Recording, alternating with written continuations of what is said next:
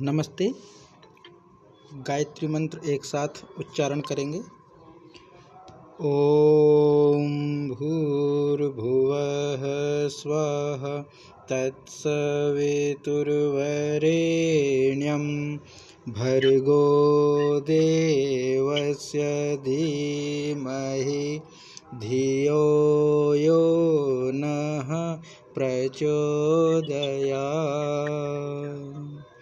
ॐ शान्ताकारं भुजगशयनं पद्मनाभं सुरेशं विश्वाधारं गगनसदृशं मेघवर्णं शुभांगं लक्ष्मीकान्तं कमलनयनं योगिभिर्ध्यानगम्यं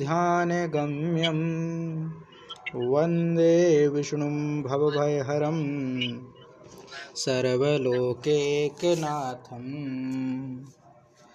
ॐ यं ब्रह्मा वरुणेन्द्ररुद्रमरुतः स्तुन्वन्ति दिव्यैस्तवे वेदैः साङ्गपदक्रमोपनिषदैः गायन्ति यमसामगाः ध्यानावस्थिततद्गतेन मनसा पश्यन्ति यं योगिनो यस्यान्तं न विदुः सुरासुरगणा देवाय तस्मै नमः। देवाय तस्मै नमः।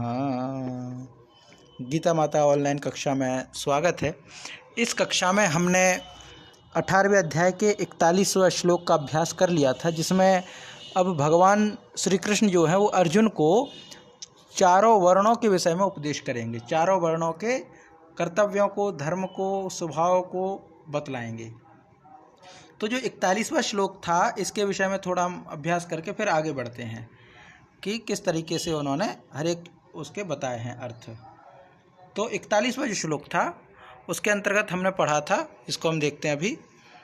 यह था ब्राह्मण क्षत्रिय विषाम शूद्राणाम च परंतप कर्माणि प्रविभक्तानि स्वभाव प्रभवैर्गुणैः। तो भगवान कहते हैं कि ब्राह्मण क्षत्रिय वैश्य और शूद्रों के कर्मों को उनके स्वभाव से उत्पन्न गुणों के द्वारा बांटे गए हैं। माने गुणों के आधार पर कर्मों का बंटवारा हुआ है और कर्मों के आधार पर वर्णों का बंटवारा हुआ है। क्योंकि चतुर्थ अध्याय में भगवान पहले कह चुके हैं कि चातुर्वर्ण्यम मया सृष्टम गुण कर्म विभागश। तो चारों वर्णों को बांटा है मैंने गुण और कर्म से। तो अगर हम इस सरल तरीके को अगर हम समझना चाहें तो एक पूरा सीक्वेंस बनता है कि व्यक्ति के स्वभाव से उत्पन्न होते हैं गुण, और गुणों के आधार पर बांटे गए हैं कर्म, और कर्मों के आधार पर विभक्त हुए हैं वर्ण।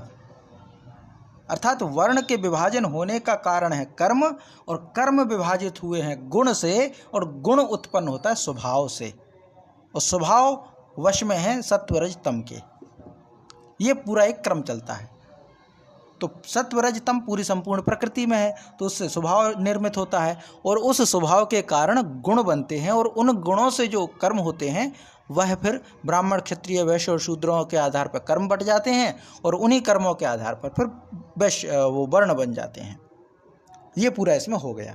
माने ब्राह्मण क्षत्रिय विषाम शूद्राणाम च परंतप कर्माणि प्रविभक्तानि स्वभाव प्रभवैर्गुणैः। स्वभाव प्रभवैर्गुणैः। तो ये पूरा इसमें कहा गया है कि हे परंतप, ब्राह्मण क्षत्रिय और वैश्य तथा शूद्रों के कर्म स्वभाव से उत्पन्न गुणों के द्वारा विभक्त किए गए हैं। वर्ण विभाजित हुए कर्म से, लेकिन कर्म विभाजित हुए हैं स्वभाव से उत्पन्न गुणों से। अगर पूछा जाए गुण कहाँ से उत्पन्न होते हैं तो कहते स्वभाव से। ये पूरा इसमें है। तो 41वां जो श्लोक है इसमें भगवान कहते हैं कि ब्राह्मण क्षत्रिय विषाम शूद्राणाम च परंतप कर्माणि प्रविभक्तानि स्वभाव प्रभवैर्गुणैः। तो ये पूरा इसमें हो जाता है। तो अब ये चारों वर्णों के कर्मों को बांट दिया गया है स्वभाव और गुण से।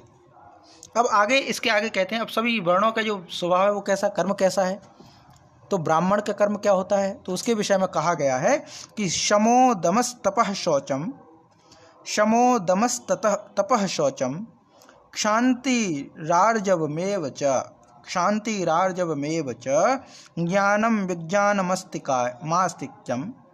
ज्ञानं विज्ञानमास्तिक्यं ब्रह्म कर्म स्वभावजम। ब्रह्म कर्म अर्थात ब्राह्मण का कर्म, स्वभावजम माने स्वभाव से उत्पन्न, स्वभावजम ज का मतलब होता है उत्पन्न होना, स्वभाव माने स्वभाव से, स्वभावजम स्वभाव से उत्पन्न जो कर्म है। तो क्या है इसमें? शम। शम का मतलब क्या होता है?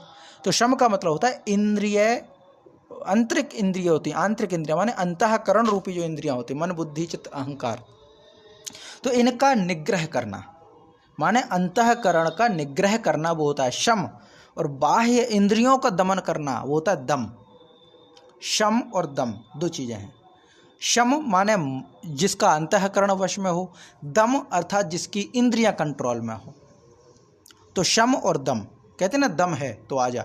दम है मतलब, दम का मतलब होता है तुम्हारी इंद्रियां नियंत्रण में हो तो दम। और शम, शम का मतलब होता है आपके अंतःकरण वश में है कि नहीं, अंतःकरण। तो अंतःकरण जो वश में होता है वो होता है शम, और इंद्रियां जो होती हैं वो होता है दम। तो शम और दम इन दोनों में है ना, शम और दम। इसके बाद आता है तप। तप का मतलब क्या होता है? तो धर्म पालन के लिए कष्ट सहना। वैसे कष्ट नहीं सहना, इच्छा से कष्ट सहना वो नहीं होता है, धर्म पालन के लिए। माने हम धर्म का पालन कर रहे हों और उस धर्म के पालन में कोई कष्ट मिले तो उस कष्ट को स्वीकार करना ही होता है तप। हम तो अपने धर्म का पालन कर रहे हैं और उस धर्म का पालन करने में हमें जो कष्ट उत्पन्न होते हैं, हमें जो कष्ट प्राप्त होते हैं, वह कष्ट जो होते हैं वह होते हैं जो कष्ट उत्पन्न होता है वह कहलाता है तप। तो अंतःकरण निग्रह करना शम, इंद्रियों को नियंत्रण में रखना दम, धर्म पालन के लिए कष्ट सहना तप, और बाहर व भीतर से शुद्ध रहना। बाहर और भीतर से शुद्ध रहना है शौचम, जिसको हम दुर्भाग्य से शौचम को कह देते हैं शौचालय। प्रसाधन अपना जो लेट बाथ होता है, वॉशरूम होता है, उसको कह देते हैं शौचालम, शौच। बल्कि शौच मतलब पवित्रता से है, शुचिता से है। शुचि का मतलब होता है शुद्धता, पवित्रता। तो शुचि का ही निर्मित रूप है शौचम। तो शौच का मतलब होता है पवित्रता, और पवित्रता सिर्फ बाहरी नहीं, बाहर के आवरण की पवित्रता नहीं, आंतरिक पवित्रता भी। बाहर की पवित्रता का अर्थ है शारीरिक पवित्रता, शरीर में कोई गंदगी ना लगी हो। पर आंतरिक पवित्रता के बहुत मायने हैं कि हमारा विचार पवित्र हो, हमारी बुद्धि पवित्र हो, हमारा चिंतन पवित्र हो। तो यहाँ पे जो शौचम का अर्थ है वो दोनों अर्थ में है, बाह्य और भीतरी, आंतरिक, दोनों प्रकार की पवित्रता। ये हो गया। आगे कहते क्षांति। क्षांति का मतलब है क्षमा करना। किसको? तो दूसरे के अपराधों को, दूसरों के अपराधों को क्षमा करना। आर्जवम, आर्जवम का मतलब होता है मन, इंद्रिय और शरीर को सरल बनाना। मन सरल हो, इंद्रिय सरल हो, शरीर सरल हो। सरल का मतलब क्या होता है?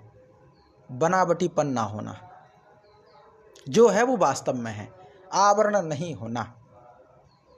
जटिल किसको कहते हैं? जटिल कहते हैं स्वभाव कुछ और है, दिखाई कुछ और दे, वो जटिलता होती है। सरल मतलब जो अंदर से जैसे वैसे ही बाहर से, तो वो होता है सरलता। तो सरलता का मतलब होता है दोनों तरह से एक रहना, आंतरिक और बाहरी। मन से जिसके बारे में जैसा सोचा जाए, शरीर के द्वारा भी वैसा ही किया जाए, इंद्रियों भी जैसा सोचा जाए, इंद्रियां जैसा धर्म पालन करें वैसा धर्म, वह सरलता हो। तो आर्जवम का मतलब होता है सरलता, स्वभाव सरल हो। कहते हैं ना कि सरल होना बहुत कठिन है, कठिन होना आसान सरल है। कठिन होना बहुत सरल है, लेकिन सरल होना बहुत कठिन है। हर कोई सरल नहीं हो पाता। बड़े बड़े ज्ञानी व्यक्ति बड़े कठिन हो जाते हैं, और ईश्वर जो प्राप्त होते हैं वो सरलता से होते हैं, कठिनता से नहीं होते।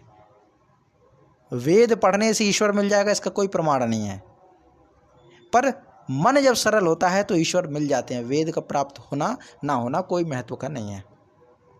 वेद तो है आपके मन को सरल करने का माध्यम। वेद तो है आपके शरीर को उस लायक तैयार करना जो ईश्वर के साक्षात्कार के काबिल हो सके। पर महत्व है कि आप सरल बने, तब ईश्वर मिलेगा। तो ये जो कहा गया है ये ब्राह्मण के लिए कहा गया है। तो आर्जवम माने मन, इंद्रिय और शरीर को सरल बनाना, फिर आता है आस्तिक्यम। आस्तिक्यम मतलब आस्तिकता होना, आस्तिक होना। आस्तिक का मतलब क्या है? तो दर्शन में, वेदों में आस्तिक का मतलब कहा गया है जो वेद, शास्त्र, ईश्वर, परलोक आदि में श्रद्धा रखे। वेदों में तो एक बात कह दी गई, जो वेदों को प्रमाण मानता वो आस्तिक है, और वेदों को प्रमाण ना मानता वो नास्तिक है। जो वेदों की निंदा करता वो नास्तिक है। वेदों में एक पंक्ति आई है, उसमें कहते हैं नास्तिको वेद निंदकः, नास्तिको वेद निंदकः। वेद की निंदा करने वाला जो होता है वही नास्तिक होता है, उसी को नास्तिक कहा जाता है। तो यहाँ जो आस्तिक्य की बात कही गई है, आस्तिक्य का मतलब है वेद हो, शास्त्र हो, ईश्वर हो, स्वर्ग हो यानी पारलोक आदि जो विषय हैं, इन सब में श्रद्धा का भाव रखना, इनका अपमान न करना, इनमें विश्वास रखना ही आस्तिकता है। ज्ञान क्या है? तो वेद शास्त्रों का अध्ययन और अध्यापन, ये ज्ञान है। वेद शास्त्रों का अध्ययन अध्यापन करना। और विज्ञानम, विज्ञानम का मतलब है परमात्मा के तत्व का अनुभव करना। विज्ञान, ज्ञान के आगे का स्तर है। जो ज्ञान हमने प्राप्त किया, उस ज्ञान का जब विश्लेषण करते हैं, उस ज्ञान पर जब हम अमल करते हैं, तो विज्ञान की शुरुआत होती है। तो परमात्मा के विषय में हमने ज्ञान प्राप्त कर लिया वेदों के द्वारा, और उस परमात्मा के ज्ञान जो है, परमात्मा रूपी तत्व है, उसका अनुभव करना, ये विज्ञान है। ये सभी कर्म ब्राह्मण के हैं। तो ब्रह्म कर्म स्वभावजम, ये ब्राह्मण के कर्म स्वभाव से उत्पन्न हैं। तो कहा गया जो ब्राह्मण प्रकृति का जो मनुष्य होगा, उसका स्वभाव ऐसा होना चाहिए, उसके कर्म ऐसे होने चाहिए, या ये सभी कर्म जिसके हों स्वभाव से उत्पन्न होते हो ये कर्म, ऐसे नहीं। स्वभाव से उत्पन्न होने का मतलब क्या? स्वभाव से उत्पन्न होने का अर्थ है कि सिर्फ ऐसा नहीं कि दिखाने के लिए, कुछ स्वभाव होता है ना, सिर्फ व्यवहार करते हैं सिर्फ दिखाने के लिए कि हम जो है दूसरा वाला हमें सरल समझे, दूसरा वाला हमें बहुत ज्ञानी समझे, दूसरा वाला व्यक्ति हमें बड़ा तपस्वी समझे, दूसरे के लिए करते हैं। वो स्वभाव से उत्पन्न नहीं है, वो तो बाहरी आवरण है। पर स्वभाव से उत्पन्न अगर ये होता है तो वह ब्राह्मण के कर्म कहे जाएंगे। तो कौन कौन से हैं? तो कहते हैं शम माने अंतःकरण को नियंत्रण में रखना, दम माने इंद्रियों को नियंत्रण में रखना, शौचम शारीरिक बाहरी और मानसिक, यानी शारीरिक पवित्रता और मानसिक पवित्रता। इसके बाद आता है क्षांति। क्षांति मतलब दूसरों के अपराधों को क्षमा करना। आर्जव, आर्जव का मतलब होता है मन और इंद्रियों को सरल करना। आस्तिक्यम माने वेद शास्त्रों के प्रति आस्तिकता रखना। ज्ञानम माने वेद और शास्त्रों का अध्ययन करना। और विज्ञानम माने परमात्मा के तत्व का अनुभव करना। ये जिसके कर्म है वो ब्राह्मण है, उसको ब्राह्मण कहेंगे। अर्थात जिसका अंतःकरण नियंत्रण में नहीं हो वो ब्राह्मण नहीं है, उसको ब्राह्मण नहीं कहा जा सकता। इसमें कहीं नहीं कहा गया कि जन्म से ब्राह्मण होगा, नहीं, इसमें ये सभी विशेषताएं होंगी, वो ब्राह्मण है। अंतःकरण निग्रह होना चाहिए, इंद्रियों का निग्रह होना चाहिए, धर्म पालन के लिए कष्ट सहना चाहिए, बाहर और भीतर से पवित्र रहना चाहिए, दूसरों के अपराधों को क्षमा करने वाला जो होना चाहिए वो ब्राह्मण। ये भगवान श्री कृष्ण की परिभाषा ब्राह्मण के लिए। जो दूसरों के अपराधों को क्षमा करना जानता हो वो ब्राह्मण है। जो मन और वाणी से सरल हो, जो वेद शास्त्र आदि में विश्वास रखता हो, जो वेद और शास्त्रों का अध्ययन अध्यापन करता हो और जो परमात्मा के तत्व का अनुभव करता हो, ये सभी विशेषताएं स्वभाव से हों, नैसर्गिक हों, बाहर से आडंबरी ना हो, देखने दिखाने के लिए वेदों का अध्ययन ना करे, देखने दिखाने के लिए परमात्मा का ढोंग ना रचे, देखने दिखाने के लिए दूसरों के अपराधों को माफ़ कर दें और बाद में फिर उसको दंड दिया जाए, नहीं, वास्तव में वो ऐसा व्यक्ति हो तो वह जो है वो ब्राह्मण कर्म कहे जाएंगे, वो जो वर्ण होगा वो ब्राह्मण होगा। तो ये सब हो गया कि इसमें शम है, दम है, तप है, शौच, शांति, आर्जव, आस्तिक्य, ज्ञानम, विज्ञानम, ये सभी जो विशेषताएं स्वभाव से उत्पन्न होती हैं वही ब्राह्मण के कर्म कहे जाते हैं। तो ये स्पष्ट है। इसका हम पाठ करते हैं कि शमो दमस्तपः शौचम क्षान्तिरार्जवमेव च, शमो दमस्तपः शौचम क्षान्तिरार्जवमेव च, ज्ञानं विज्ञानमास्तिक्यं, ज्ञानं विज्ञानमास्तिक्यं, ब्रह्मकर्म स्वभावजं, ब्रह्मकर्म स्वभावजं, क्षमो दमस्तपः शौचं क्षान्तिरार्जवमेव च, ज्ञानं विज्ञानमास्तिक्यं, ज्ञानविज्ञानमास्तिक्यं, ब्रह्मकर्म समाधिना, ब्रह्मकर्म स्वभावजं, ब्रह्म कर्म स्वभावजम। जी, इसका पाठ कीजिए माता जी। मैं करती हूँ विनर ट्राई। जी। शमोदम तपम शौचम, शमोदम स्तप शौचम, शांतिराज सर्वमेव च, शांतिराज सर्वमेव च, ज्ञानम विज्ञानमास्तिक्यम, ज्ञानम विज्ञानमास्तिक्यम, ब्रह्म कर्म स्वभावजम, ब्रह्म कर्म स्वभावजम। जय माँ। अब ये ब्राह्मण के कर्म हो गए, फिर आते हैं क्षत्रिय के कर्म। तो क्षत्रिय के विषय में क्या कहा गया है? तो कहते हैं शौर्यम तेजो धृतराष्ट्रम, शौर्यम तेजो धृतराष्ट्रम, युद्धे चाप्यपलायनम, युद्धे चापि अपलायनम, युद्धे चा अपि अपलायनम, अपि अपलायनम हो चाप्यपलायनम, दानम ईश्वर भावश्च, दानम ईश्वर भावश्च, क्षात्रम कर्म स्वभावजम। तो क्षत्रिय धर्म जो है, क्षात्र धर्म जो है वो क्या है? एक छात्र अलग है, वो क्षात्र है। क्षात्र माना क्षत्रिय वाला जो धर्म है। तो इसके विषय में कहा गया शौर्यम माना शूरवीरता, तेज माने चेहरे पर तेज होना, धृति, धृति माने धैर्यवान, दाक्ष्यम दक्षता हो यानी चतुरता हो, कुशलता हो कार्य करने की, और युद्धे अपि अपलायनम, युद्ध में भी ना भागना। पलायन का मतलब हो जाता है भाग जाना। तो युद्धे माने युद्ध में, अपलायनम पलायन का उल्टा अपलायनम, पलायन होता माने भाग जाना, और अपलायनम माने ना भागना। किसमें? युद्ध में। तो जिसके अंदर शूरवीरता हो, जिसके अंदर तेज हो, जो धैर्यवान हो, जो चतुर हो, जो युद्ध में भी ना भागता हो, और दान देने वाला हो, और ईश्वर भाव, ईश्वर भाव माने स्वामी भाव, स्वामी भाव जिसके अंदर हो, ये सभी क्षत्रिय के स्वाभाविक कर्म हैं। जो क्षत्रिय प्रवृत्ति का व्यक्ति होगा उसके ये कर्म है। या पहचानना है ना, विशेषताएं बताई जा रही हैं। तो जिस व्यक्ति के अंदर ये विशेषता दिखाई दे वो क्षत्रिय है। जो शूरवीरता हो, तेज जिसके अंदर हो, धैर्यवान हो, शूरवीरता तो हो पर धैर्यवान भी होना चाहिए, क्योंकि अक्सर क्या होता है उत्साह में जोश में होश खो बैठते हैं। तो धैर्य होना बहुत आवश्यक है, धैर्य होना बहुत आवश्यक है। और सबसे बड़ा महावीर उसी को माना जाता है जो धैर्यवान होता है, जो धैर्यवान होता है, जो धैर्य धारण करना जानता है, और युद्ध में भी जो भागे ना, युद्धेपि चापलायनम, युद्ध में भी अपलायन ना करे, युद्ध में भी ना भागे, और दान देने में विश्वास रखता हो, साथ ही ईश्वर भाव रखता हो। ईश्वर भाव का मतलब क्या है? निस्वार्थ भाव से सबका हित सोच करके शास्त्र आज्ञानुसार शासन द्वारा प्रेम के सहित पुत्रतल प्रजा का पालन करना, पुत्रतुल्य प्रजा का भाव रखना कि प्रजा जो है वो मेरे पुत्र के समान हैं।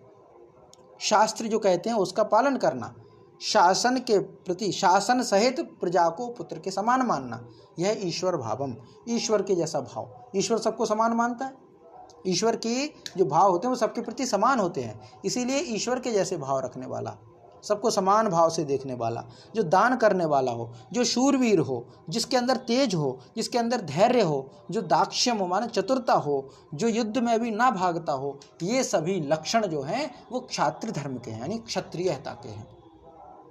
तो ये जो गुण हैं वो स्वभाव से उत्पन्न जो कर्तव्य हैं, कर्म हैं, वो क्षत्रिय के हैं। तो क्षत्रिय के ये कर्तव्य होते हैं। तो शौर्यम तेजो धृतिर्दाक्ष्यम, युद्धे चाप्यपलायनम, दानम ईश्वर भावश्च, दानम ईश्वर भावश्च, दान और ईश्वरता का भाव, क्षात्रम कर्म स्वभावजम, ये क्षत्रिय के कर्म हैं जो स्वाभाविक हैं। हर जगह ये कहा गया स्वभाव से हो, स्वभाव से हो। स्वभाव का मतलब क्या हो? जिसका अपना स्वभाव हो उसके अनुसार, जबरदस्ती नहीं।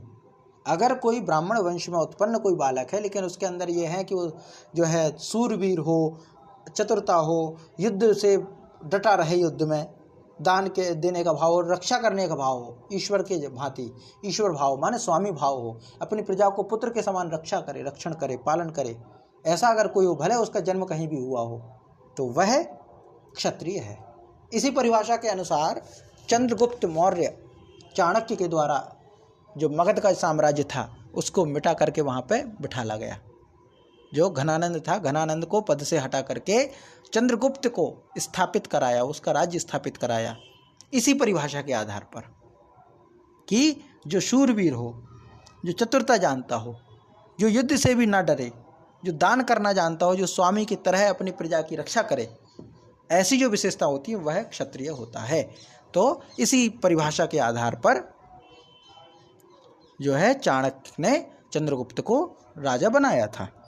तो ये क्षत्रिय के गुण स्वाभाविक हैं, जैसे ब्राह्मण के थे वैसे ही क्षत्रिय के हैं। तो इसका पाठ करते हैं कि शौर्यम तेजो धृतिर्दाक्ष्यम, शौर्यम तेजो धृतिर्दाक्ष्यम, युद्धे चाप्यपलायनम, युद्धे चाप्यपलायनम, दानमीश्वर भावश्च, दानमीश्वर भावश्च, क्षात्रम कर्म स्वभावजम, क्षात्रम कर्म स्वभावजम, शौर्यम तेजो धृतिर्दाक्ष्यम, युद्धे चाप्यपलायनम, दानमीश्वर भावश्च, क्षात्रम कर्म स्वभावजम, क्षात्रम कर्म स्वभावजम।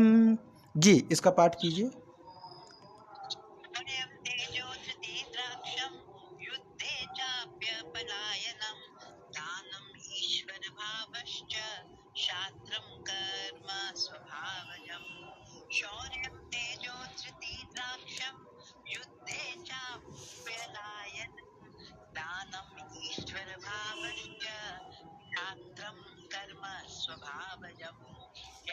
जय माँ। इसके पश्चात अब बचे हैं दो वर्ण और, ब्राह्मण हो गया, क्षत्रिय हो गया। अब वैश्य और शूद्र। तो वैश्य और शूद्र के विषय में क्या कहा गया है, तो इनकी परिभाषा करते हुए कहते हैं कि कृषि गौरक्ष वाणिज्यम, कृषि गौरक्ष वाणिज्यम वैश्य कर्म स्वभावजम, परिचर्यात्मकम कर्म शूद्रस्यापि स्वभावजम। तो कहते कृषि करना, गौरक्ष करना माने गौ पालन करना, कृषि गौरक्ष माने खेती गौपालन, और वाणिज्यम, वाणिज्यम माने व्यापार, व्यापार माने क्रय विक्रय करना, क्रय विक्रय का सत्य व्यवहार, ये होता है व्यापार। वस्तुओं को खरीदने और बेचने में नाप तोल और गिनती आदि से कम देना अथवा अधिक लेना, वस्तु को बदल कर या एक वस्तु में दूसरी खराब वस्तु मिला के दे देना अथवा ले लेना, नफ़ा आढ़त दलाली माने लाभ हानि दलाली ठहराकर उससे अधिक दाम ले लेना या कम दे देना, झूठ कपट चोरी जबरदस्ती से अथवा अन्य किसी प्रकार से दूसरे के हक को ग्रहण कर लेना इत्यादि जो दोष हैं, इत्यादि जो दोष हैं उन दोषों से रहित, माने ये सब दोष उसमें ना हो। कौन कौन से दोष ना हो, तो नाप तोल में कमी ना करता हो, कोई वस्तु खराब ना दे देता हो, कोई जो है अधिक वो मुनाफा कमाने के चक्कर में, दलाली कमाने के चक्कर में अधिक दाम ना देता हो, कम दाम ना देता हो, चोरी जबरदस्ती आदि सब ना करता हो। इन सभी दोषों से जो रहित हो उसको कहा गया है सत्य व्यवहार। तो क्रय विक्रय में सत्य व्यवहार करना माने सत्य के पक्ष में रहना, यही सबसे बड़ा व्यापार है। खेती करना, गौपालन करना और क्रय विक्रय में सत्य व्यवहार करना, झूठ ना बोलना, झूठ बोल करके लूट ना लेना कि इसमें इतने रुपए है और इतना मेरी लागत है और ये है, कुछ भी बोल करके झूठ करके मनचाहा मुनाफा कमाता हो वो दोष है, और उन दोषों से जो रहित है वही वैश्य के कर्म है। ये पूरा इसमें कहा गया कि जो खेती करता हो, गौपालन करता हो, क्रय विक्रय करता हो, वैश्य के कर्म स्वाभाविक हैं। ये वैश्य के कर्म बताए गए। और क्या, सब वर्णों की सेवा करना शूद्र का भी स्वाभाविक कर्म है। सभी वर्णों की सेवा करना, सेवा का जो भाव है वो शूद्र का है, सेवा का जो भाव है वो शूद्र का भाव है। ये तो शूद्र को सिर्फ सेवा, सेवा ही क्यों, 3 वर्ण हो सकते थे, चौथा क्यों? तो इसके विषय में बड़ा गहराई से जानने की आवश्यकता है कि ये जो है तीनों चारों वर्णों को अभी हमने जैसे पढ़ लिया, ब्राह्मण के अपने कर्म हैं और क्षत्रिय के अपने हैं, वैश्य के अपने हैं, शूद्र के अपने हैं। अगर हम इसको बारीकी से देखें, हो सकता है सबकी अलग अलग सोच हो सकती है वर्ण व्यवस्था में, ब्राह्मण क्षत्रिय वैश्य और शूद्र के आधार पर सबके अपने अपने विचार हो सकते हैं और सहमत असहमति भी हो सकती है उस विषय पर मुझे ऐसा लगता है कि ब्राह्मण का संबंध ज्ञान से है, क्षत्रिय का संबंध रक्षा से है, वैश्य का संबंध संपन्नता से है। मुख्य क्या है, लेकिन शूद्र की कोई विशेष प्राथमिकता नहीं है। शूद्र जो है उसकी कोई विशेष प्राथमिकता नहीं है। सबसे महत्वपूर्ण क्या है? सबसे महत्वपूर्ण है संपन्नता और संपन्नता में जिम्मेदार कौन है? वैश्य। संपन्नता में जो सबसे महत्वपूर्ण है वैश्य, जो मेहनती है, जो मेहनत करना जानता है, शारीरिक मेहनत भी और मानसिक मेहनत भी, जो जोखिम उठाना जानता है, जो मैनेजमेंट अच्छे से कर लेता है, जो खेती अच्छे से कर लेता है, जो गौपालन अच्छे से कर लेता है, जिसको मैनेजमेंट का अच्छा ज्ञान हो, जो व्यवस्थित रखता हो वस्तुओं को, जो सबका भरण पोषण सक्षम हो करने में, वह होता है वैश्य। इसकी प्राथमिकता है। वैश्य अगर कमजोर होगा तो संपन्नता प्रभावित होगी। अगर किसान जो है, किसान भी वैश्य के अंतर्गत ही माने गए हैं, गौपालक भी वैश्य के अंतर्गत माने गए इस परिभाषा में। तो अगर किसी समाज का जो वैश्य है वो कमजोर होगा, खेती कमजोर होगी, और गौपालन कमजोर होगा तो दूध वगैरह कम होगा, और खेती जब कमजोर होगी तो फिर अन्न भी कम होगा, वस्त्र भी कमजोर हो सकते हैं, व्यवस्था चरमरा सकती है। इसके लिए सबसे महत्वपूर्ण है संपन्नता जो निर्भर करती है, संपन्नता जो निर्भर है वो वैश्य के आधार पर। सबसे महत्वपूर्ण तो ये है। अब फिर जब हम संपन्न हो जाते तो सबसे पहले क्या चिंता सताती है? संपन्न हो जाते हैं, पेट भर जाता है, धन दौलत जब घर में होती है तो सबसे बड़ी चिंता सताती है कि इसकी रक्षा कैसे करेंगे। तो आवश्यक है रक्षा करने की। तो रक्षा करने के लिए तैयार किया गया तो आया क्षत्रिय। वैश्य मूल में है, बिना वैश्य के जीवन संभव नहीं है। एक बार को क्षत्रिय के बिना व्यक्ति जी लेगा, ब्राह्मण के बिना व्यक्ति जी लेगा, पूजा पाठ नहीं करेंगे, पर खाने को तो मिल रहा है। लेकिन अगर खेती ना हो भुखमरी आ जाएगी। तो वैश्य तो मूल में है, लेकिन वह जो समृद्धि है वह समृद्धि बनी रहे, कमजोर व्यक्ति भी सही से वस्तुओं का उपयोग कर सके, सुख सुविधाओं का भोग कर सके, कमजोर से कमजोर व्यक्ति भी सुखी रह सके। इसके लिए आवश्यक है कि उसके संसाधनों की सुरक्षा की जाए, और उस सुरक्षा के लिए जो जिम्मेदार व्यक्ति है वह है क्षत्रिय। तो मूल में वैश्य, फिर आया क्षत्रिय। अब क्षत्रिय जब ये सब संपन्न करता है, फिर अब बारी आती है कि भाई अभी तो रक्षा हो गई, आगे वाले बच्चों के लिए क्या, वो कैसे अपडेट होंगे, वो कैसे इस समस्या को समझेंगे, कैसे वो क्षत्रिय बनेंगे, कैसे वो वैश्य के हुनर को प्राप्त करेंगे। तो इसके लिए आवश्यकता पड़ी कि इन सब का ज्ञान संजोया जाए, और उस ज्ञान को देने वाला जो व्यक्ति होगा वो होगा ब्राह्मण। और फिर ये जब शोध हुई, रिसर्च हुआ, तो ये पता चला, ब्राह्मणों ने ज्ञान के रास्ते पर जब आगे बढ़े तो ये पता चला कि भाई ज्ञान के माध्यम से व्यक्ति बहुत कुछ सीखता है, ज्ञान की बड़ी महिमा है। ज्ञान के माध्यम से ही व्यक्ति पशुता से ईश्वरीय अंशों को प्राप्त कर सकता है। हम भी तो पशु ही हैं, पर ज्ञान प्राप्त हुआ तो हम मनुष्य बन गए, और ज्ञान प्राप्त होगा तो हम देवताओं की श्रेणी में पहुंचेंगे। तो ज्ञान ही एकमात्र ऐसा साधन है। तो फिर ज्ञान की एक विशेष परंपरा चली, जिसमें फिर ब्राह्मण आए। ब्राह्मण की क्या जिम्मेदारी है? गुरुकुलों में क्या होता था? क्या सिर्फ यज्ञ आदि कराए जाते थे? नहीं, गुरुकुल जब चलते थे तो उसमें खेती का भी ज्ञान दिया जाता था, जिसको हम आज एग्रीकल्चर कहते हैं। उसमें पशुपालन का भी ज्ञान दिया जाता था। उसमें गौपालन, पशुपालन, उद्योग धंधे, ये वैश्य के कर्म तो पूरे सिखाए ही जाते थे। और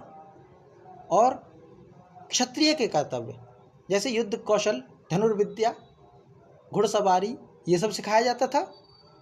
उसके बाद यज्ञ करना, ज्ञान अर्जन करना, व्याकरण का ज्ञान, भाषाओं का ज्ञान, यज्ञ का ज्ञान, कर्मकांड का ज्ञान। अच्छा, यज्ञ कर्मकांड की आवश्यकता क्यों? क्या आवश्यक है पुरोहित की? तो कहते पुरोहित की आवश्यकता इसलिए है क्योंकि पूरे सामाजिक व्यवस्था को सुचारू रूप से संचालित करता है, इसलिए पुरोहित की आवश्यकता है। क्योंकि वो यज्ञ अगर भी करता है घर परिवार में दूसरों के यहाँ पर, तो कहता है कि ये सामान लेके आओ, ऐसा सामान लेके आओ, यज्ञ का सामान लेके आओ। तो इससे क्या होगा? तो पूरी व्यवस्था चलेगी, अर्थव्यवस्था चलेगी। उस अर्थव्यवस्था को चलाने वाला जो व्यक्ति है वो पुरोहित है। और देखिए, हर जगह हमने वो व्यवस्था बनाई। उस समय तक समाज बिल्कुल व्यवस्थित था, उस समय तक सब कुछ व्यवस्थित था, क्योंकि पुरोहितों का एक जो बात आई, वो कहते थे वयम जाग्रामि पुरोहिता, वयम राष्ट्रे जागृयामि पुरोहिता, हम पुरोहित जन राष्ट्र को जीवंत बनाएं। इसके लिए पुरोहितों का विशेष जिम्मेदारी थी। जब कोई यज्ञ होता था तो उसमें कहते थे कि मिट्टी के बर्तन लाना, उसमें कहते थे कपड़ा सूती लाना, घी लाना, अनाज लाना। क्यों भाई?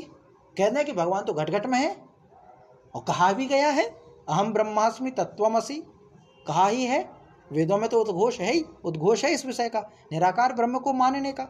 फिर क्यों कहा गया है कि मंदिरों पर ये सब कराओ? ताकि जब हम किसी से घी लेंगे तो गौपालक का घी बिकना चाहिए, जब हम किसी से वस्त्र लेंगे तो किसी काम वाले के वस्त्र बिकने चाहिए, मिट्टी वाले से मिट्टी के बर्तन मिलने चाहिए, अन्न वाले से किसान से अन्न मिलना चाहिए, तब जाकर के यज्ञ होगा। अर्थात जो व्यक्ति यज्ञ करा रहा है वह सबसे जुड़ के रहेगा, समाज का बंध मजबूत होगा। ये पुरोहित के कर्म है, ये पुरोहित के कर्म है। तो अपने ज्ञान को, समाज की व्यवस्था को व्यवस्थित करने की जो जिम्मेदारी थी, पूरी बुद्धि लगाना, इसमें बुद्धि लगाना कि हमारा राष्ट्र को कोई अधीन ना बना सके, हमारा राष्ट्र गरीब ना हो जाए, हमारा राष्ट्र कमज़ोर ना हो जाए, हमारे राष्ट्र में किसी प्रकार की कोई कमी ना हो। ये सब जिम्मेदारी किसकी? ब्राह्मण की। क्योंकि ब्राह्मण ही क्षत्रिय बनाता है, ब्राह्मण ही वैश्य बनाता है, ब्राह्मण ही बड़े बड़े उद्योगपति पैदा करता है, ब्राह्मण ही। क्यों? क्योंकि स्कूलों में वाणिज्य का ज्ञान दिया जाता है, गुरुकुलों में वाणिज्य का ज्ञान दिया जाता था कि व्यापार कैसे करना, उद्योग धंधे कैसे चलाना, खेती कैसे करना। ब्राह्मण ही सिखाता था बच्चों को कैसे रक्षा करना, युद्ध कैसे करना। तो सब कुछ जिम्मेदारी ब्राह्मण के लिए कही गई। इसीलिए ब्राह्मण को ईश्वर के तुल्य माना गया है, क्योंकि ब्राह्मण अगर बिगड़ जाए, शिक्षक अगर बिगड़ जाए तो पूरी उथल पुथल हो जाएगी व्यवस्था। कहा जाता है कि त्रुटि अभियंता की जो शिल्प निर्माण में, त्रुटि अभियंता की जो शिल्प निर्माण में ज़्यादा से ज़्यादा एक भवन गिर जाएगा। शिल्प माने बनावट में, अभियंता माने इंजीनियर। त्रुटि अभियंता की जो शिल्प निर्माण में ज़्यादा से ज़्यादा एक भवन गिर जाएगा। अधिवक्ता जो भूल करे, अधिवक्ता वकील, अधिवक्ता जो भूल करे अन्याय लिख कागज की गठरी में कहीं धर जाएगा। वकील अगर भूल करता है तो किसी निर्दोष अपराधी को, निर्दोष व्यक्ति को अपराध मान करके एक फांसी पर चढ़ जाएगा, निर्दोष फांसी पर चढ़ जाएगा। चिकित्सक जो भूल करे औषधि निदान में, ज़्यादा से ज़्यादा एक रोगी मर जाएगा। अगर कोई डॉक्टर दवाई देने में गलती कर दे तो एक रोगी मर जाएगा। अंत में कहते हैं शिक्षक की भूल विष फैल जाए नस नस में, एक ना मरेगा पूरा देश मर जाएगा। ये शिक्षक की महिमा है कि अगर शिक्षक अगर गलती से कर दे कुछ गड़बड़ी, बच्चों को ज्ञान देना बंद कर दे तो पूरी समाज नष्ट हो जाएगी। तो जो ब्राह्मण कर्म है, जो शिक्षक कर्म है, आज अगर देश की स्थिति इतनी खराब है, गरीबी है, बेरोजगारी है, भूखमरी, तो कहीं ना कहीं शिक्षा व्यवस्था बिगड़ी है। ये सब व्यवस्थाएं हो गई। तो वैश्य, क्षत्रिय, ब्राह्मण, अब 3 प्रकार के कौशल हो गए। या तो कोई व्यक्ति बहुत ज्ञानी हो तो ब्राह्मण बन जाएगा, या फिर किसी के पास शरीर बल हो तो वो जो है क्षत्रिय बन जाएगा, या फिर वो मेहनत करना जानता हो तो वैश्य बन जाएगा। पर अगर कोई व्यक्ति ना ब्राह्मण हो, ना क्षत्रिय के गुण हो, ना वैश्य के गुण हो, माने ना तो बुद्धि हो, ना शरीर बल हो, और ना ही इतना कौशल हो कि दुकान चला सके, ना इतना ज़्यादा कुछ हो, तो क्या कहेंगे? क्या उसको जीवित रहने का अधिकार नहीं है? उसको भी जीवित रहने का अधिकार है। तो फिर उसके लिए कहा गया कि भाई तुम ज़्यादा कुछ नहीं कर सकते तो तुम सबके असिस्टेंट बन जाओ, वैश्यों के यहाँ पे काम कर लो, क्षत्रियों के यहाँ पे कार्य कर लो, ब्राह्मणों के यहाँ पे कार्य कर लो, बस सबकी मदद कराते रहो, बटाते रहो हाथ। ये नहीं जबरदस्ती में, नहीं, क्योंकि तुम्हारे अंदर कोई कौशल नहीं है भाई। जीवित तो तुम्हें भी रहना है, तुम्हें भीख मांगने के लिए तो नहीं छोड़ सकते। तुम्हारा भी विवाह होगा, तुम किसके मुंह को देखोगे? अगर तुम्हें खुला छोड़ देंगे तो तुम चोरी करना सीख जाओगे, तुम डाका डालना सीख जाओगे। इसीलिए आवश्यक है कि तुम समाज व्यवस्था में बने रहो। तो कह दिया कि भाई ठीक है, तुम सबकी सेवा करो, लेकिन उनसे उत्पन्न बच्चा ऐसा नहीं कि वो शूद्र ही रहेगा। अगर किसी शूद्र का बच्चा बहुत प्रतिभावान है तो उसको गुरुकुल में शिक्षा मिलनी चाहिए। ये पूरी वर्ण व्यवस्था है जो कि वैज्ञानिक है। तो शूद्र का मतलब ये नहीं कि सेवा करना, जिसके अंदर ये तीनों गुण ना हो उसको फिर ये कहा जाता है कि भाई तुम्हें भी जीवित रहने का अधिकार है, इसीलिए तुम जो है इन तीनों की सेवा करो। ब्राह्मण के यहाँ पे सेवा करो, वैश्य के यहाँ पे सेवा करो, क्षत्रिय के यहाँ पे सेवा करो, इसीलिए तुम शूद्र हो। इसीलिए नहीं कि तुम्हारा जन्म शूद्र हुआ, नहीं, तुम्हारे अंदर अगर कोई कुशलता है तो उसका उपयोग करो, और नहीं है तो फिर ये करो जीवित रहने के लिए। और क्या करोगे? तो ये पूरी व्यवस्था है जो मुझे ऐसा लगता है ये जो मुख्य आधार था वर्ण व्यवस्था का, जिसके आधार पर वर्ण व्यवस्था की चली है परंपरा।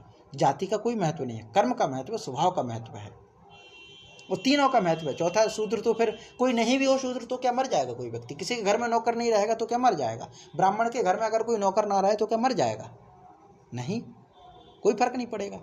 क्षत्रिय के यहाँ पे कोई नौकर ना हो, झाड़ू लगाने वाला ना हो तो क्या मर जाएगा? नहीं, करना ही पड़ेगा। कोई दूसरा नहीं आएगा, खुद धोएगा। धोबी नहीं आएगा कपड़े धोने के लिए तो खुद धोएगा, गंदे कपड़े तो नहीं पहनेगा, कोई और व्यवस्था देखेगा। तो ये चीज़ें रहती हैं। तो मुख्य रूप से यही एक अर्थ इसमें समझ में आया। तो चारों वर्णों की विशेषता हो गई। ब्राह्मण जो ज्ञान से संबंधित हो, क्षत्रिय जो युद्ध कौशल से संबंधित हो, वैश्य जो वाणिज्य से संबंधित हो, वस्तुओं को भरपूर्ति करने में हो, और शूद्र जो सेवा करने में हो। तो ये पूरी बात इसमें आती है। तो इसका हम पाठ करते हैं कि कृषि गौरक्ष वाणिज्यम, कृषि गौरक्ष वाणिज्यम वैश्य कर्म स्वभावजम परिचर्यात्मकं कर्म शूद्रस्यापि स्वभावजं, शूद्रस्यापि स्वभावजं कृषि गौरक्ष वाणिज्यं वैश्य कर्म स्वभावजं, कृषि गौरक्ष वाणिज्यं वैश्य कर्म स्वभावजं परिचर्यात्मकं कर्म, परिचर्यात्मकं कर्म शूद्रस्यापि स्वभावजं, शूद्रस्यापि स्वभावजं। जी, इसका पाठ कीजिए माता जी।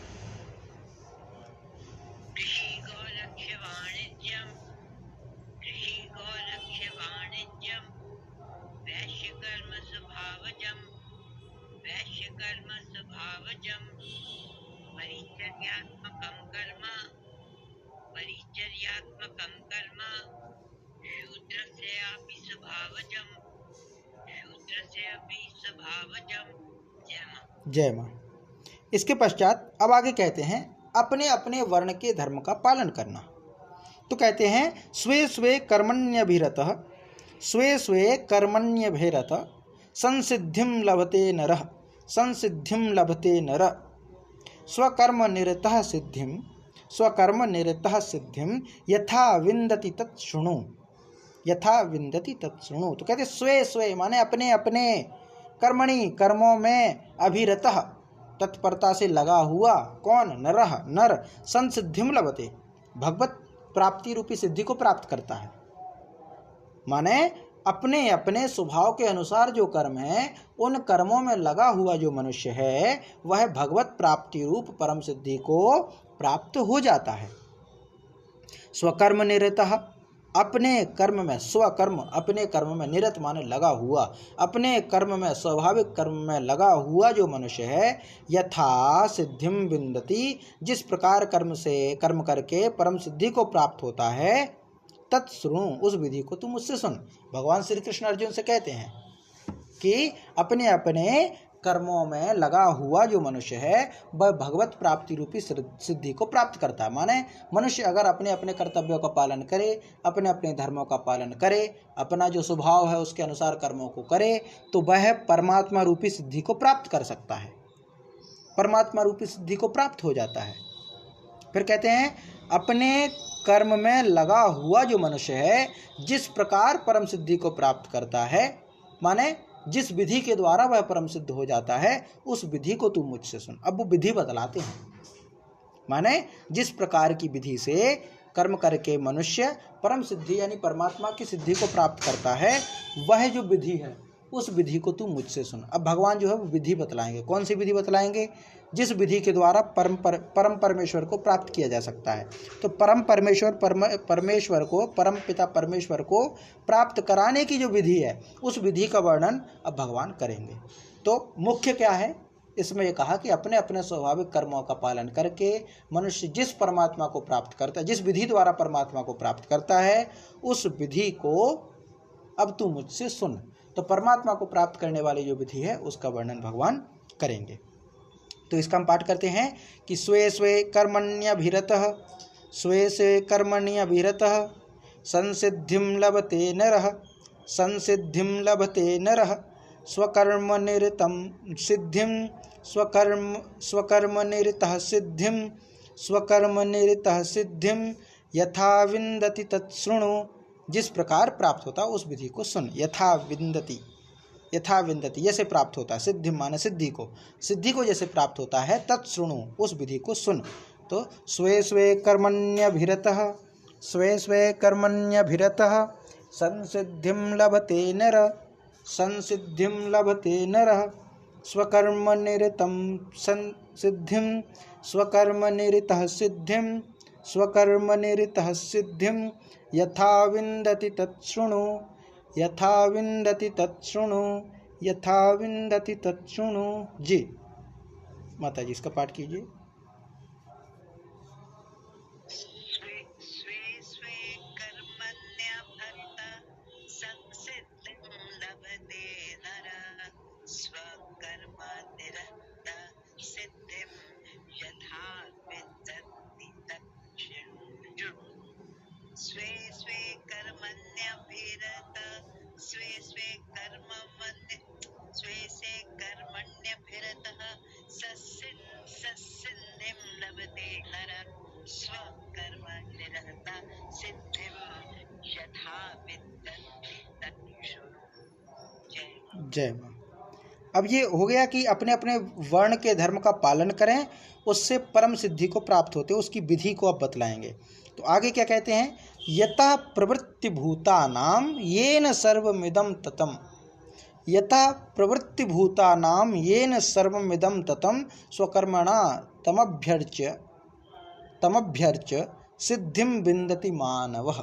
तो कहते हैं यतः माने जिस परमेश्वर से, भूतानाम संपूर्ण प्राणियों की, प्रवृत्ति ही माने उत्पत्ति हुई है, यतः भूतानाम प्रवृत्ति ही जिससे सभी प्राणियों की उत्पत्ति हुई है, येन इदम सर्वम ततम जिससे वह यह समस्त जगत व्याप्त है, माने जिस परमेश्वर के द्वारा संपूर्ण प्राणियों की उत्पत्ति हुई है और जिससे यह संपूर्ण जगत व्याप्त है, जिस परमेश्वर से यह संपूर्ण जगत व्याप्त है, तम स्वकर्मणा अभ्यर्च उस परमेश्वर की स्वकर्मणा अपने कर्म के अनुसार, अपने स्वाभाविक कर्मों के अनुसार अभ्यर्च पूजा करके मानवा सिद्धिं विन्दति मनुष्य परम सिद्धि को प्राप्त होते हैं। तो बता दिया विधि क्या है। तो विधि एक है कि जिस परमेश्वर ने संपूर्ण प्राणियों को उत्पन्न किया है, जिन परमेश्वर के द्वारा यह समस्त जगत व्याप्त है, समस्त जगत संचालित है, समस्त जगत जो है वो चल पा रहा है ठीक से, उस परमेश्वर की अपने स्वाभाविक कर्मों के द्वारा पूजा करना, उस परमेश्वर की पूजा करना। लेकिन कैसे? कर्मों के द्वारा। तो कैसे कर्म? स्वाभाविक कर्म, जो आपके स्वाभाविक कर्म हैं, उन स्वाभाविक कर्मों के द्वारा पूजा करना मनुष्य को परम सिद्धि को प्राप्त कराता है। तो बोले कैसे प्राप्त होता है? तो यही है कि जिस परमेश्वर की उत्पत्ति, जिस परमेश्वर से संपूर्ण प्राणियों ने जन्म लिया है, परमेश्वर से ही उत्पन्न हुए सब, सबकी उत्पत्ति का आधार परमेश्वर ही है। तो उस परमेश्वर के उत्पत्ति जिसके कारण हुई है, यह समस्त जगत जिस परमेश्वर के द्वारा व्याप्त है, उस परमेश्वर की अपने स्वाभाविक कर्मों के द्वारा पूजा करना। पूजा करने का मतलब स्वाभाविक कर्म, इसमें ये लिखा है स्पष्ट, स्वाभाविक कर्म, कर्मों के द्वारा पूजा करना। पहले तो पूजा करना, पूजा करने का मतलब क्या? तो बोले कर्म से पूजा करो। कर्म का मतलब क्या? समाज में व्यवहार करो, जो कर्म करोगे वह है। तो कर्म से पूजा करो, लेकिन वो कर्म कैसे होने चाहिए? बोले दूसरे के देख देख के नहीं, स्वयं का स्वभाव जैसा हो वैसा कर्म। माने कर्म अच्छे करो लेकिन स्वभाव के साथ। सिर्फ अच्छे कर्म कर देना और मन में मुंह में राम बगल में छुरी, ये नहीं। कर्म अच्छे करो लेकिन स्वभाव भी वैसा ही होना चाहिए। दिखाने के लिए भी कर्म ना करो कि मन में तो मैल भरा है और बाहर बड़े सिद्ध संत हो गए हैं, नहीं। स्वभाव के जैसे कर्म करो, स्वभाव के अनुसार कर्म करना। तो यह है कि यतः प्रवृत्ति भूतानाम येन सर्वम इदं ततं, जिसके द्वारा सभी प्राणी उत्पन्न हुए हैं और जिसके द्वारा यह संपूर्ण जगत व्याप्त है, तत्स्वकर्मणा अभ्यर्च, उस परमेश्वर की अपने स्वयं के कर्मों के द्वारा पूजा करके मानवः सिद्धिं विन्दति, मानव सिद्धि को प्राप्त होते हैं। ये पूरा इसमें है। तो इसका हम पाठ करते हैं कि यतः प्रवृत्ति भूतानां येन सर्वम इदं ततं, यतः प्रवृत्ति भूतानां येन सर्वम इदं ततं स्वकर्मणा तमभ्यर्च्य स्वकर्मणा तमभ्यर्च्य सिद्धिं विन्दति मानवः यतः प्रवृत्तिर्भूतानां यथा प्रवृत्तिर्भूतानां येन सर्वमिदं ततं स्वकर्मणा तमभ्यर्च्य सिद्धिं विन्दति मानवः। जी, इसका पाठ कीजिए माता जी।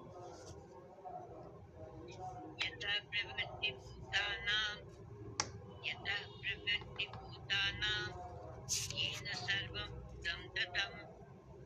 येन सर्वम् इदं ततं स्वकर्मणा तम् अभयश्चर्य सिद्धिर्विन्दति मानवः। जय माँ। आज की कक्षा हम यहीं पे विराम देते हैं। आगे के जो श्लोक हैं उनको हम अगली कल की कक्षा में करेंगे। तो आज हमने ये सब जान लिया कि मनुष्य किस प्रकार से परम सिद्धि को प्राप्त कर सकते हैं, और इसमें सबसे महत्वपूर्ण जो बात कही गई है, अगर ये सब विषय को समझें तो वर्णों की अपनी व्यवस्था के आधार पर जो बात हुई, उसके बाद सबसे महत्वपूर्ण चीज़ है वो है स्वभाव। कर्म करो लेकिन स्वभाव के अनुसार, कर्म करो लेकिन स्वभाव भी वैसा होना चाहिए, स्वभाव के सहित कर्म हो।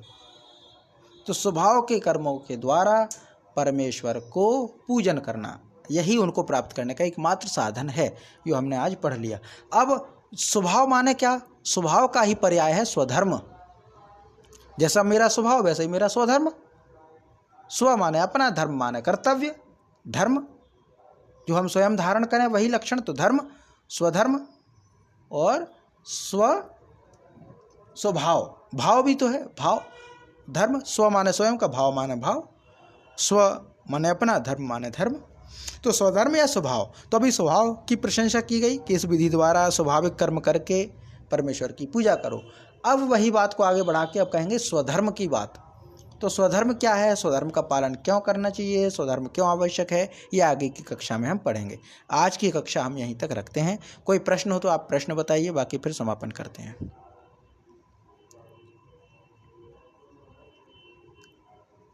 जी, शांति पाठ करते हैं फिर। ओम सहनाववतु सहनौ भुनक्तु सह वीर्यं करवावहै तेजस्विनावधीतमस्तु मा विद्विषावहै। ओम शांति शांति शांति। जी, नमस्ते माता जी।